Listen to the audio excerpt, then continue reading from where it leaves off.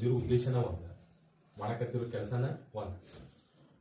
ಸುಮ್ಮನೆ ಒಂದ್ಸತಿ ಇದ್ರಾಗ ರಾಜನ ಆಸ್ಥಾನದಾಗ ಅವನ ರಾಜನ ಮಗಳಿಗೆ ಒಂದು ಬಹಳಷ್ಟು ಕೆಟ್ಟದಾದಂತಹ ರೋಗ ಬರ್ತದೆ ಆ ಆಸ್ಥಾನ.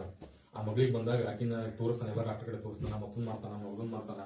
ಹೋಗಿ ತೋರಿಸಿದಾಗ ಆ ರಾಜನ ಮಗಳಿಗೆ ಸಣ್ಣ ಮಗಳ, ಆಕಿಗೆ ಎಲ್ಲಿ ಕ್ಯೂರ್ ಆಗುದಿಲ್ಲ, ಎಲ್ಲಿನೂ ಇದಾಗೋದಿಲ್ಲ. ಅವಾಗ ಎಲ್ಲಾರು ಕೇಳ್ತಾನ, ಮಂತ್ರಿ ಕೇಳ್ತಾನ, ಮತ್ತೊಬ್ಬರು ಕೇಳ್ತಾನ. ಕೇಳಿದಾಗ ಅವ್ರು ಹೇಳ್ತಾರೆ, ಏನಂತ ಹೇಳ್ತಾರಪ್ಪ ಅಂತಂದ್ರ, ಇಲ್ಲ ಇಲ್ಲಂತ ಒಬ್ಬರು ಋಷಿಮುನಿಗಳದಾರ, ಆ ಋಷಿಮುನಿಗಳ ಹೋಗಿ ಭೇಟಿ ಆಗ್ತಾರ್ರಿ, ಅವ್ರ ಬೆಸ್ಟ್ ಔಷಧ ಐತಿ ಕೊಡ್ತಾರ, ನಿಮ್ಗೆ ಕ್ಯೂರ್ ಆಕತಿ ಅಂತ. ಎಲ್ಲಿ ಹಿಂಗಿನ ಕಾಡ್ನಾಗ ಆಶೆ ಹೋಗ್ಬೇಕು, ಹಿಂಗೆ ಹೋಗ್ಬೇಕು ಅಂತ ಹೇಳಿದಾಗ ಆಯ್ತ್ರಿ ಅಂತ ಹೇಳಿ ಹೋಗ್ಕೊಂತ ಹೋಗ್ತಾನ ದಾರಿ ಮುಂಟ ಅವಂಗ ಹೋಗೋ ಮುಂದೆ ಆ ಸುಂದರವಾದಂತಹ ಕಾಡು, ಅಲ್ಲಿರ್ತಕ್ಕಂಥ ಹೂವು ಹಣ್ಣು, ಆ ವಾತಾವರಣ ಎಲ್ಲ ನೋಡಿ ಬಹಳಷ್ಟು ಖುಷಿ ಆಗತ್ತೆ ರಾಜಗೆ.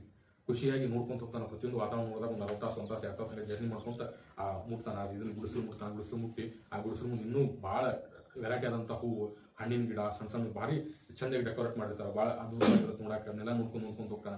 ಆ ಯಾರು ಬರ್ತಾರ, ಗುರುಜಿ ಬರ್ತಾನೆ. ಗುರುಜಿ ಕೇಳ್ತಾನೆ, ನೋಡ್ರಿ ಇಷ್ಟೆಲ್ಲ ಅದ್ಭುತವಾಗಿ ಹೆಂಗೆ ಕಟ್ಟಿರಿ ನೀವು ಗುಡಿಸಲನ್ನ, ಈಗೆಲ್ಲ ಎಷ್ಟು ಚಂದದವಲ್ಲ ಹೂವಿನ ತಳಿಗಳು, ಇವೆಲ್ಲ ನಮ್ಮ ಪ್ರದೇಶ, ನಮ್ಮ ರಾಜನ ಆಸ್ಥಾನದಾಗ ಯಾಕಿಲ್ಲ ಅಂತ ಹೇಳಿ ಕೇಳ್ತಾನೆ. ಕೇಳಿ ನನಗೆ ಒಂದಿಷ್ಟು ಹೂವಿನ ಫಸಲುಗಳನ್ನ, ಸಸಿಗಳನ್ನ, ಹಣ್ಣಿನ ಸಸಿಗಳನ್ನ ಕೊಡ್ರಿ ಇನ್ನೆಲ್ಲ ಅಂತ ಹೇಳಿ ಕೇಳಿಸ್ಕೊಂತಾನ.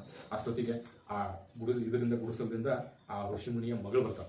ಆ ಮಗಳನ್ನ ಕಂಡ ರಾಜ ಮನಸ್ಸೋತ ನನಗ ಆ ಹುಡುಗಿನ ಮದುವೆ ಮಾಡಿಕೊಡ್ರಿ ನನ್ ಕೇಳ್ತಾನ. ಮದುವೆ ಕೊಡ್ರಿ ಅಂತ ಅಂದ್ಬಿಟ್ಲೆ ಆ ಮತ್ತು ಋಷಿಮುನಿ ರಾಜ ಹೇಳಿದಕ್ಕೆ ಹೆಂಗಿಲ್ಲ ಅಂದ್ಬಿಟ್ಟು ಆಯ್ತು ರೀ ತಗೋರಿ ಅಂತ ಅಂದ್ಬಿಟ್ಲೆ ರಾಜ ಏನ್ ಮಾಡ್ತಾನಪ್ಪ ಅಂತಂದ್ರ ಆ ಹುಡುಗಿನ ಕಟ್ಕೊಂಡ್ರ, ಆ ಹಣ್ಣಿನ ಸಸಿಗಳನ್ನ ತಗೊಂಡ್ರ, ಹೂವಿನ ಗಿಡಗಳನ್ನ ತಗೊಂಡು ಮತ್ತೇನ್ ಮಾಡ್ತಾನಪ್ಪ ಅಂತಂದ್ರ ಆ ಸ್ಥಾನಕ್ಕೆ ಬರ್ತಾನ.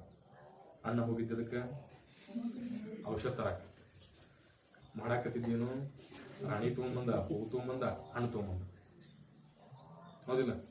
ಈಗ ಬಂದಿರೋ ಉದ್ದೇಶ ಏನ, ಮಾಡಾಕತ್ತಿದ್ದೇನು ಅಂದ್ರೆ ನಾವು ಖುಷಿ ಹಾಕೊಂಡ್